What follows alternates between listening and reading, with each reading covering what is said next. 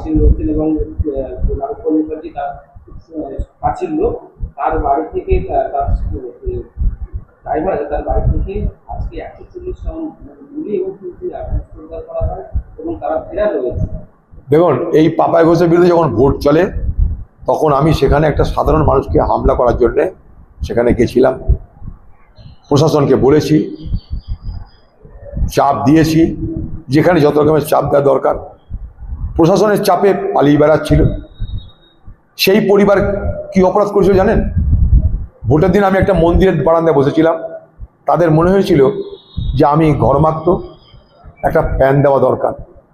যারা একটা ফ্যান দিয়েছিল, ছোট্ট একটা ফ্যান দিয়েছিল যাতে আমার গরম না লাগে, আর এক গ্লাস জল দিয়েছিল। এই অপরাধে সেই বাড়ির একটা বয়স্ক মানুষকে এমন করে মেরেছে, তাকে হসপিটালাইজ করা হয়েছে। সে বাড়ির মা বোনকে গায়ে হাত দেওয়া হয়েছে।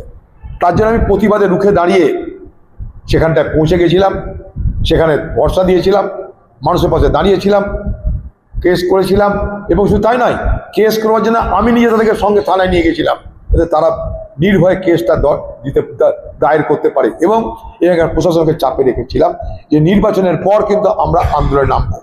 প্রশাসন বলেছিল যে আমরা কিছু না কিছু ব্যবস্থা করব, সেই মোতাবেক তারা পালিয়ে বেড়াচ্ছিল, ফেরার ছিল। কিন্তু আমি সেদিনও বলছি, আজও বলছি, পশ্চিমবঙ্গের তৃণমূল স্তরে যে সমস্ত পুলিশ অফিসার, তাদের সঙ্গে এই তৃণমূল গুন্ডাদের ভোটের দিন পর্যন্ত, রেজাল্টের দিন পর্যন্ত হৃদ্যতা, সুসম্পর্ক, বন্ধুত্ব সব ছিল। নির্বাচনের ফলাফল ঘোষণার পর তারা পাল্টি খেতে পারে, কিন্তু নির্বাচনের ফলাফল ঘোষণার আগের দিন পর্যন্ত, গণনার দিন পর্যন্ত এখানকার তৃণমূল স্তরে যেসব পুলিশ অফিসার, তাদের সঙ্গে এই সমস্ত ক্রিমিনালদের দিব্যি যোগাযোগ ছিল। লক্ষ্য করে দেখবেন, ভোট শেষ তাদের অস্ত্র পাওয়া যাচ্ছে।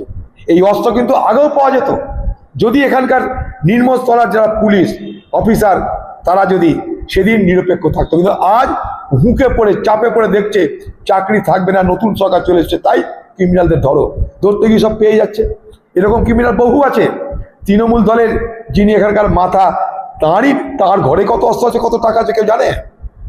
এরকম অনেক ক্রিমিনাল আছে বহরমপুর শহরে, পুলিশ মনে করে সব ক্রিমিনাল ঘর পৌঁছাতে পারে। এই ছটা গাধা একটু তাই ঘরের মধ্যে অস্ত্রপাতি রেখে দিয়েছিল। যারা চালাক তৃণমূল তারা ঘরে রাখেনি, বাইরে আছে। এই তৃণমূলের এই সংস্কৃতি সব থেকে বড় প্রশ্রয় দিয়েছে কে? এই বাংলার তৃণমূল নেত্রী মমতা ব্যানার্জি। তার প্রশ্রয় আজ দিকে দিকে ক্রিমিনাল, চোর চোরটা, ভ্রষ্টাচার, এদের বিকাশ ঘটেছে। এরা ফুলে ফেপে প্রস্ফুটিত হয়েছে। তারই ছোটখাটো নমুনা দেখছেন এগুলো। যদি পুলিশ সক্রিয় হয়, এখানকার নিচুতলার পুলিশকে সক্রিয় করতে হবে। আবার বলছি, এখানকার নিচুতলার পুলিশ তারা যদি মনে করে সব ক্রিমিনালকে রাতারাতি গ্রেপ্তার করতে পারে, সব অস্ত্র উদ্ধার হতে পারে।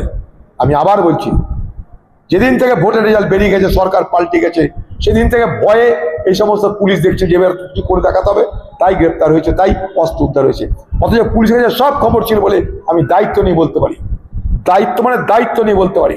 তারা ওপেন কোমরে রিভলভার নিয়ে ঘুরতো, মোটরসাইকেল চালাতো, সবাই দেখতে পেত, শুধু পুলিশ দেখতে পেত না।